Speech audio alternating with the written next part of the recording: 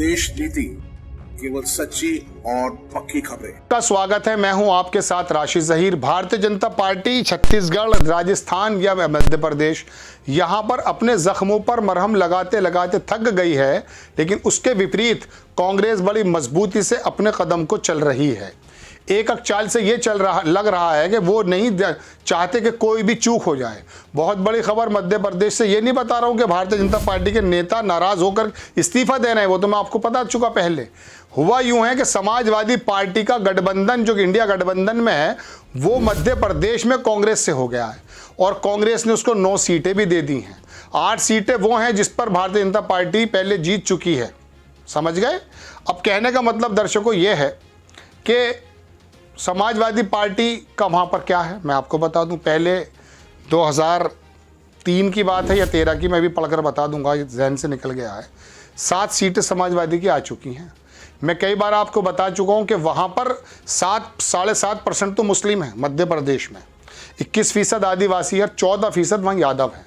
और उत्तर प्रदेश से जो लगता हुआ पूरा बुंदेलखंड और एरिया है वहाँ पर यादवों का बहुत वर्चस्व है। आप खबर देखें, मध्य प्रदेश में सपा कांग्रेस समझौता, अखिलेश को मिली 9 सीटें। मध्य प्रदेश चुनाव के लिए कांग्रेस सपा का समझौता हो गया है। इसके तहत कांग्रेस ने सपा को 9 सीटें लड़ने के लिए दी हैं।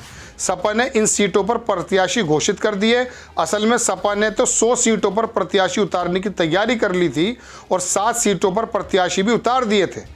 बाद में कांग्रेस व सपा के नेताओं के बीच बातचीत शुरू हुई। कांग्रेस ने सपा द्वारा भेजी गई सूची पर गौर किया और अब 9 सीटों पर सहमति बन गई है। इनमें 8 सीटें भाजपा ने पिछली बार जीती थीं। सपा पिछली बार 7 सीटों पर लड़ी थी और 1 बिजावर सीट जीती थी। 2003 में विधानसभा चुनाव में सपा के 7 विधायक जीते थे। पहली बार सपा को बड़ी कामयाबी मिली थी। असल में यहाँ बसपा भी विधानसभा चुनाव लड़ रही है। उसका वहाँ गोंडवाना गणतंत्र एक छोटा सा वहाँ पार्टी है, उससे गठजोड़ हो गया है। बसपा अब तक प्रत्याशियों की 4 सूची जारी कर चुकी है। ऐसे में कांग्रेस को एहसास हुआ कि सपा बसपा के उतरने से उसके वोट बैंक में सेंध लग सकती है और यहाँ ये दल वोट खींच ले गए तो इससे ज़्यादा भाजपा को फ़ायदा हो सकता है। बसपा ने तो साथ आने से इनकार कर दिया, लेकिन कांग्रेस ने सपा से गठजोड़ करना बेहतर समझा। दूसरे, कांग्रेस ने इंडिया गठबंधन के लोकसभा चुनाव में सीट बंटवारे के लिए संदेश भी देना चाहती है। मध्य प्रदेश में सपा कांग्रेस साथ ना आते तो फिर वोटरों में गलत संदेश जाने का खतरा था। सपा का मध्य प्रदेश में पहली बार समझौता हुआ है। अब ये देखने वाली बात होगी कि सपा जिन सीटों पर लड़ रही है वहाँ क्या नतीजे रहे और सपा अपना थोड़ा बहुत वोट कांग्रेस को कितना ट्रांसफ़र कर पाती है।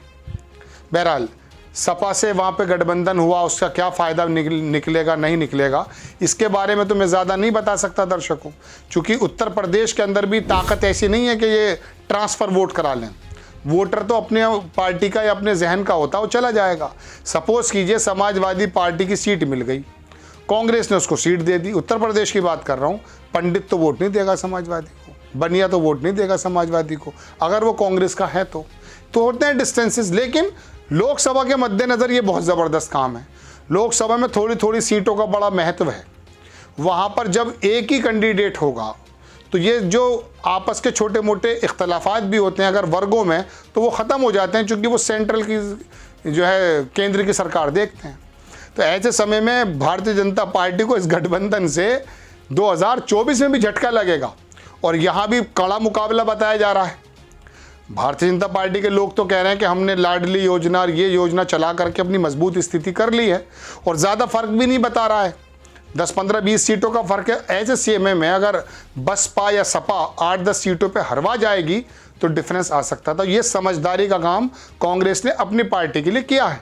लेकिन इसके इतर भारतीय जनता पार्टी तो एक अहम के अंदर दिखाई देती है, लोगों का ऐसा कहना है। शिवराज चौहान जो सबसे बड़े चेहरा है, उनको ही सीएम फेस नहीं बनाया जा रहा है, क्योंकि वो सोचते हैं कि मोदी जी के नाम पर हम जीत लेंगे। जबकि मैं आपको बता दूं, मोदी जी के अगुवाई में 10 से 11 स्टेट हार चुकी है भारतीय जनता पार्टी। कर्नाटक के अंदर जो है बिल्कुल बोरिया बिस्तर लेके प्रधानमंत्री जी चले गए थे। कितनी रैलियां की थी, कितनी ज़्यादा जो है सभाएं की थी, क्या हुआ? ज़मीन पर हालात ख़राब थे, उखाड़ कर फेंक दी भारतीय जनता पार्टी की सरकार। और मैं आपको बारहा बता चुका, हिमाचल में तो 4 सीटें 5 बार तो उनके बड़े बड़े जो है दौरे हुए हैं, उनमें रैलियाँ बहुत सारी की हैं, लेकिन वहाँ पर भी हार गई थी। तो ये इधर अमित शाह जी और इधर मोदी जी राजस्थान का और छत्तीसगढ़ का और क्या कहते हैं मध्य प्रदेश की जो रण संभाल रखा है, ये ज़रूरी नहीं है कि मोदी जी के नाम पे आप लड़ेंगे तो जीत जाएंगे। इस बात के बारे में आरएसएस भी कह चुका है कि अब मोदी के नाम पर इलेक्शन नहीं जीता जा सकता। आपको खबर कैसी लगी अपनी राय कमेंट्स बॉक्स में ज़रूर दीजिए। चैनल को सब्सक्राइब कीजिए, शेयर कीजिए। नेक्स्ट टाइम मैं किसी खबर के साथ आता हूँ। जय हिंद।